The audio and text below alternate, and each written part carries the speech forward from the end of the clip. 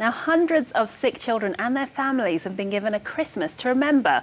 The charity Rays of Sunshine held its annual party, complete with Santa's Grotto and special performances. The organisation works to support under-18s living with serious illnesses.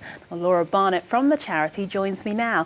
Now, from the tweets and the pictures I've seen, Laura, so far, it looks like it was a massive success. Can you explain the party and tell me a bit about what happened? Yeah, absolutely. I mean, Christmas is obviously a very important family time. So for families with a seriously ill child, it's an even more important time. We held it in the Civic Centre in Brent, and we invited 500 families who've all previously had wishes granted by Rays of Sunshine. And really, it's a chance for them to kick-start Christmas and put their illness on hold and just have an afternoon of pure festive escapism. And this has become something of a tradition for the charity. How long and when did it begin? The charity started 12 years ago, and I think we've been holding an annual Christmas party pretty much since we started. But the party's grown really because we've now granted over 1,000 individual wishes, and we like to keep in touch with our wish families and make them feel a part of the Rays of Sunshine family. So you could almost call this an annual family get-together for us on a very grand scale.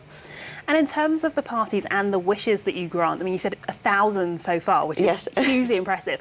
What sort of things are they? They're sort of all sorts of actually, 1,000 wishes. That's just this year. Sorry, we're on our way to granting 5,000 individual wishes, and they can be literally anything that the children's imagination can really run away with them. So lots of children wish to meet celebrities.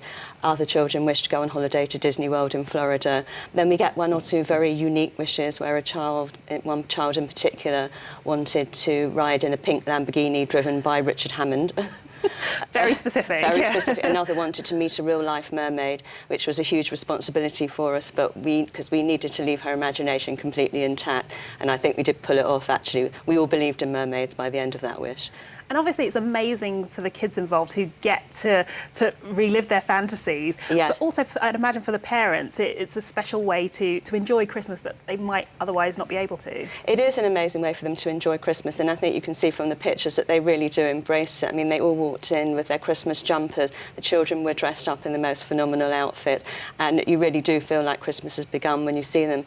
But also it creates an opportunity for them to create memories, and they're very precious to these families.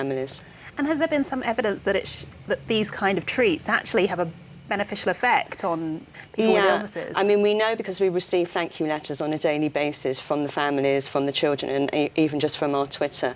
But we also receive feedback from the medical consultants who refer those children's wishes to us, and they have stated that it makes the children easier to treat, really, because if they have a positive mental attitude and they're distracted, then it makes the job easier for the doctors and nurses as well. I mean, we've had cases where children have been in hospital, and as a result of their wish, they've been able to go home and enjoy more time at home and be happier, really. Fantastic. Well, fantastic work you're doing, Laura. Thank you. Thank you very much for coming in to chat to us. Thank you for having me. Thank you. Moving on now, and a time for a quick break, but when we come back,